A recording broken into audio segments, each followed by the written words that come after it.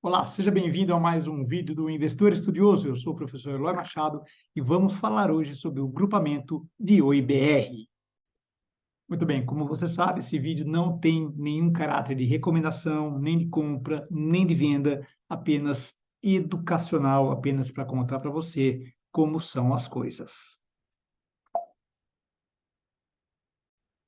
Muito bem, gente. Essa semana a Oi soltou um comunicado avisando que ela vai fazer o grupamento de ações, tá? Ela tinha pensado em fazer um grupamento de 50-1, aí na Assembleia Geral foi decidido que não seria 50-1, seria, né, vai ser 10-1. Então, estou aqui para te contar tudo sobre isso e vamos ver se isso é bom, se isso não é, fica seu PM, como não fica e tudo que você precisa saber. Bom, primeira coisa, o que que é o grupamento, tá? O grupamento, gente, é o seguinte, ó. Veja, a empresa, ela tem o capital social dela, né? Toda empresa é assim, dividido numa quantidade de ações, tá? E aí cada ação tem a sua parcelinha de todo o dinheiro dos sócios, capital social, dinheiro dos sócios. O que a Oi vai fazer é juntar cada 10 ações, vai fazer um grupinho de 10 ações, e essas 10 ações juntas vão virar uma nova ação. Então, vai grupar de 10 em 10. Então, se você tem, está escrito aqui, ó, quer ver, ó, só para a gente ver. Veja, ó, o grupamento será realizado na proporção de 10-1, de forma que cada lote de 10 ações será agrupado em uma única ação da mesma espécie, tá? Então, vamos só por exemplo, se a empresa tivesse 1.000 ações, né, se o capital social tivesse dividido em 1.000 pedacinhos, se a gente vai fazer grupinhos de 10 em 10, ele passaria a ter 100 ações, né, 100 grupinhos de 10 em 10, tá? Como o capital social é o mesmo, ou seja, o dinheiro do bolo ali total é o mesmo, quando a gente divide em menos pedacinhos, o valor que cada pedacinho representa passa a ser maior, no caso, 10 vezes mais, tá? Então, quando a gente faz um grupamento, a nossa quantidade de ações diminui e o valor de cada uma delas aumenta. A proporção é 10-1, significa que a quantidade de ações que você tem vai dividir por 10 e o valor de cada uma delas vai multiplicar por 10, tá? Sem que o seu patrimônio seja alterado. Então, veja só, o que acontece é o seguinte, né? Se você tem, por exemplo, aí 1.500 OIBR 3, por exemplo, tá? Depois, e cada uma delas está valendo hoje, né? Fechou sexta-feira, hoje é sábado, fechou sexta-feira valendo 20 centavos, tá? Então, o que que vai acontecer? Depois do grupamento, você vai passar a ter 150 o IBR3, ok? E elas vão estar valendo R$ 2. Isso é claro, gente, eu estou pegando valores de sexta-feira. A gente não sabe, né, na data que isso for ocorrer mesmo, qual vai ser o valor da ação. Mas supondo que tivesse R$ 2, desculpa, 20 centavos, passaria a valer R$ 2, tá? Então você vai ficar com uma quantidade menor de ações, porém cada uma delas valendo mais, tá? Eu falo assim, mas por que que eles estão fazendo isso, né? Por que fazer uma coisa dessa? Então, primeiro, né, até respondendo a pergunta, né, se é bom ou se é ruim. Na verdade, gente, é necessário, tá? É necessário porque a Bolsa de Valores ela tem uma regra que ela não permite que as ações fiquem abaixo de R$ 1 por muito tempo, tá? Claro que eventualmente pode ter oscilações, vai para baixo de R$ 1, mas quando permanece por muito tempo abaixo de R$ 1, a empresa tem que promover um grupamento. Qual é o problema de você ter ações com valores muito pequenininhos, que nem valendo 20 centavos? O problema é o seguinte: cada variaçãozinha de 1 centavo, percentualmente, é muito grande.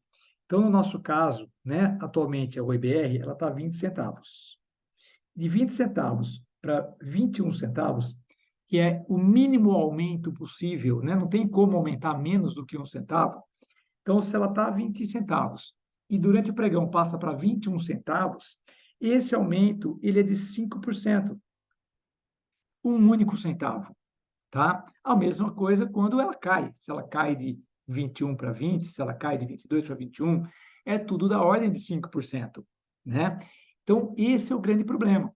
você tem variações muito grandes em apenas 1 centavo, você tem grandes players que se posicionam tanto na compra quanto na venda, porque vale a pena, né? Se eles conseguem comprar uma quantidade grande a 20 centavos, depois vender a 21, sem esforço nenhum, vai se ganhando 5%, 5%, 5%.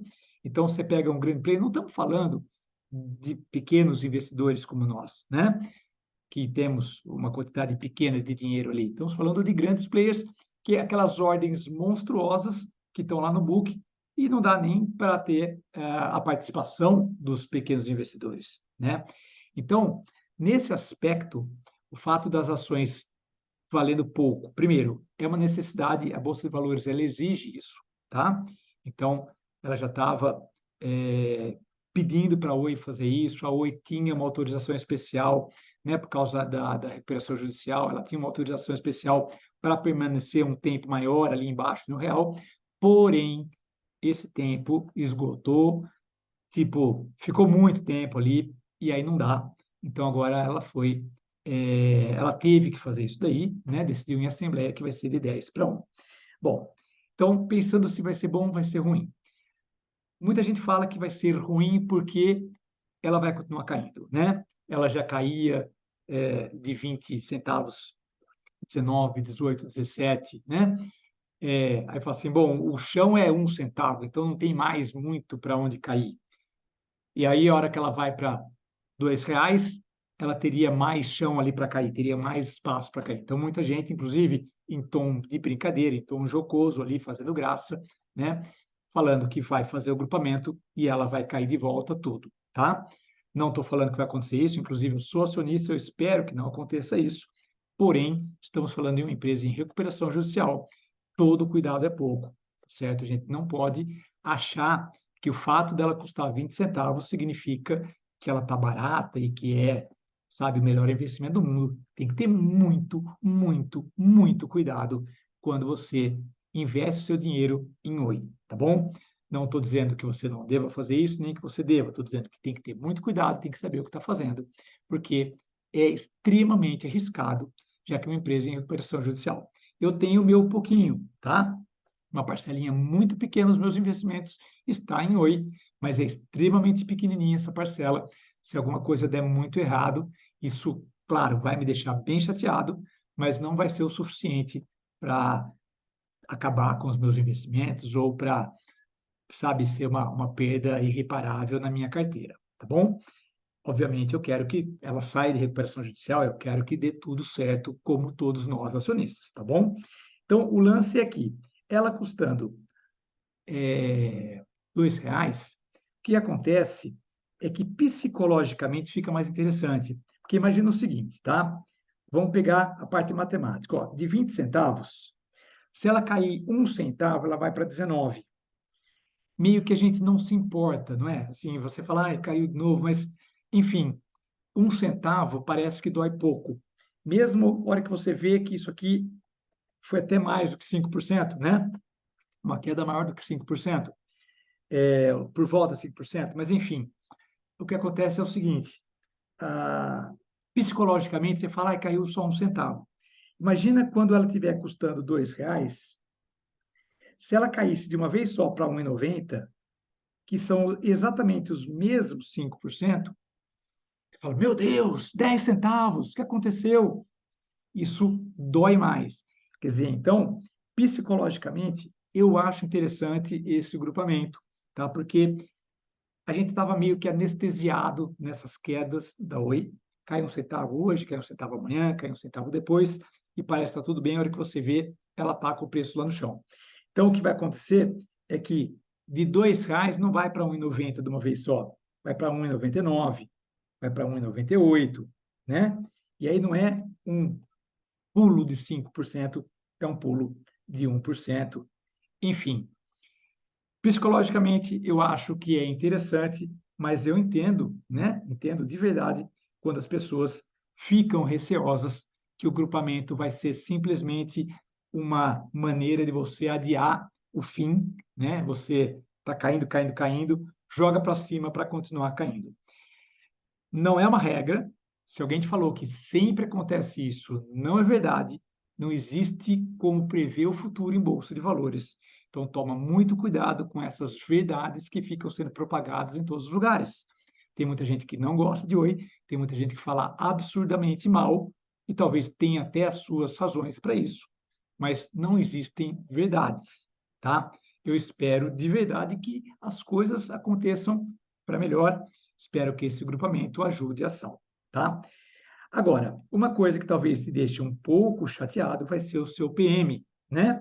Então, por exemplo, eu falei que eu sou acionista, meu PM está acima de R$ 1, tá? Eu não lembro agora, acho que o meu PM está em 1,08, se eu não me engano. Mas vamos supor que esteja em 1,08. Depois do grupamento, o meu PM vai ficar multiplicado por 10. Então, você tem que multiplicar o seu por 10. Ele vai ficar em 10,80. Ou seja, vai doer muito olhar esse PM. Você olha um PM de R$ 10 e vê a ação custando 2 e fala, caraca, né? Que coisa triste. Claro que é a mesma coisa que custar R$ 1 o seu PM e ela está custando 20 centavos. Mas a distância absoluta em reais fica maior. Isso psicologicamente também dá uma sensação ruim, tá? Matematicamente não muda nada, ninguém perde porque o PM aumentou, já que as ações, o preço individual também está aumentando. Então entenda bem o que estou falando, é apenas psicológico. Matematicamente não há perdas, tá? Não há perdas. Então o que você vai fazer com o seu PM? O novo PM tem que ser o PM anterior multiplicado por 10.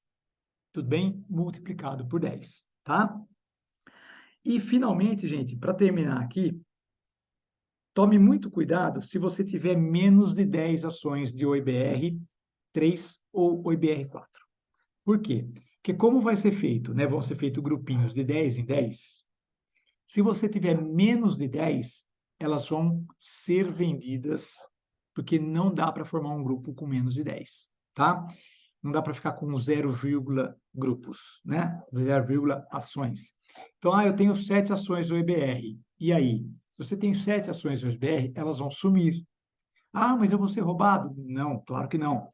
Elas vão ser vendidas e o dinheiro arrecadado nessa venda vai para a sua conta, tá? Então, você não vai ser roubado, você vai apenas... As suas ações vão ser vendidas pela própria Oi, vendidas a mercado. Isso daí também está contemplado aqui no fato relevante, tá? Procedimento adotado para as frações. Agora, se eu tiver, por exemplo, 252 ações, por exemplo, tá? Vai dividir por 10 a sua quantidade, aí vai ficar 25,2. Esse vírgula 2 é o que chamam de frações, vai ser vendido. Ah, então eu vou ficar só com 25? Vai ficar só com 25. Então, veja só, se você não quiser ter frações, eu sempre tento evitar as frações, tá? Se você não quiser ter frações, certifique-se que até o dia 6 de janeiro você tenha uma quantidade de ações terminada em 0, um múltiplo de 10. Por exemplo, supondo que você tenha 252 ações, compra mais 8, tá? Ou venda 2. Então, opção número 1, você vende 2 e fica com 250. Opção número 2, você compra mais 8 e fica com 260.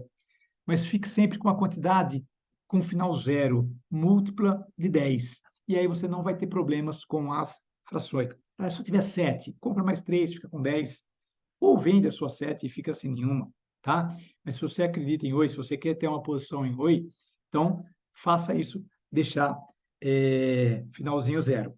Ó, o prazo até o dia 6 de janeiro, tá? Então, a partir do dia 2 de dezembro até 6 de janeiro, nós, acionistas, podemos ajustar as nossas posições, ou seja, comprar ou vender para ficar com uma quantidade, para que, quando chegar na data de corte, né, não tenhamos frações, ok? Beleza? A partir do dia 9 de janeiro, elas estarão já sendo negociadas com essa quantidade nova aí, ou seja, dividida por 10 a quantidade de ações e multiplicado por 10 o valor de cada uma, tá bom? Então é isso. Eu espero que você tenha tirado as suas dúvidas, né? Não sei se eu tirei todas as dúvidas que você tinha, mas se ficou alguma coisa, os comentários estão lá à sua disposição. Eu estou sempre lendo as perguntinhas, interagindo com vocês. Tá legal? Então vamos lá. E você que também é acionista da Oi, vamos torcer para que dê tudo certo, né? Acompanhar sempre o que está acontecendo com a nossa empresa aí, que está em recuperação judicial. É uma coisa ruim, é uma coisa que não é boa estar em recuperação judicial, porém, ela está caminhando, né? Ela está tentando fazer as coisas certas para sair disso. Então, um grande abraço, fiquem com Deus, até o nosso próximo vídeo.